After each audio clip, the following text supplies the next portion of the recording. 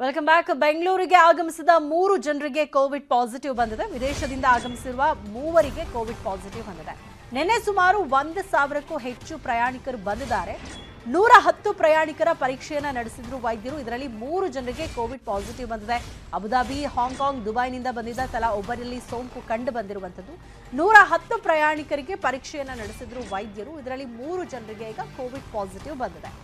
ಇದುವರೆಗೂ ಒಟ್ಟು 22 ಜನರಲ್ಲಿ ಕೋವಿಡ್ ಪಾಸಿಟಿವ್ ಬಂದಿದೆ. ಜಿನೋಮಿಕ್ ಸೀಕ್ವೆನ್ಸ್ ವರದಿ ಬಳಿಕ ಯಾವ ವೈರಸ್ ಅನ್ನೋದ್ರ ಬಗ್ಗೆ ಮಾಹಿತಿ ಲಭ್ಯ ಆಗಿದೆ.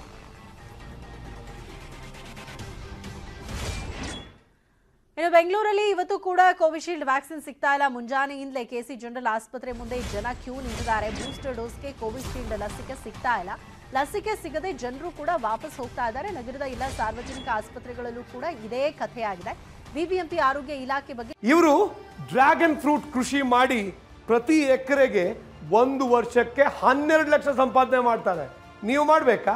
ಫ್ರೀಡಮ್ ಆಪ್ ಅನ್ನ ಈಗಲೇ ಡೌನ್ಲೋಡ್ ಮಾಡಿ. ಜನ ಬೇಸರ ವ್ಯಕ್ತಪಡಿಸಿದ್ದಾರೆ. ಈಗ ಕೋವಿಡ್ ಮತ್ತೆ ಜಾಸ್ತಿ ಆಗ್ತಾ ಇರೋದ್ರಿಂದ ಜನ ಕೂಡ ಬೂಸ್ಟರ್ ಡೋಸ್ ತಗೊಂಬೇಡ ಅಂತ ಈಗ ಆಲ್ರೆಡಿ ಹಾಸ್ಪಿಟಲ್ಸ್ ಹತ್ರ ಹೋಗ್ತಾ ಇದ್ದಾರೆ.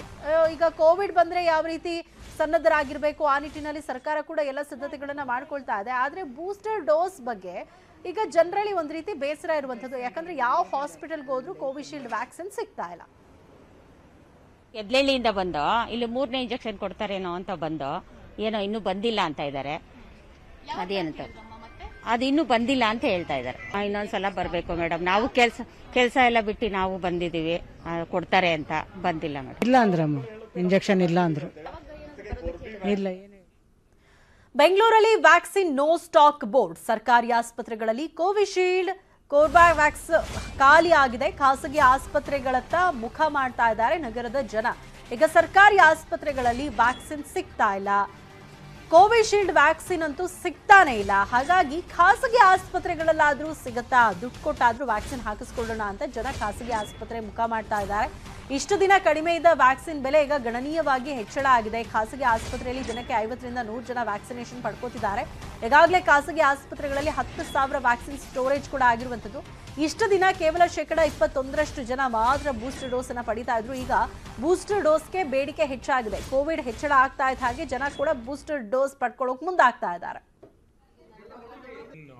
ಬಗ್ಗೆ ಡಿಮ್ಯಾಂಡ್ ಇಲ್ಲಿ ತನಕ ಅಂದರೆ ಇರಲಿಲ್ಲ ನಮ್ಮ ಪ್ರೈವೇಟ್ ಹಾಸ್ಪಿಟಲ್ಸಲ್ಲಿ. ಈಗ ಕಳೆದ ಒಂದು 5 ಅಥವಾ 1 ವಾರ, ಲಾಸ್ಟ್ ಸ್ಯಾಟರ್ಡೆ ಅಂದರೆ ಇವತ್ತಿಗೆ 5-6 ದಿನದಲ್ಲಿ ಮಾತ್ರ ಸ್ವಲ್ಪ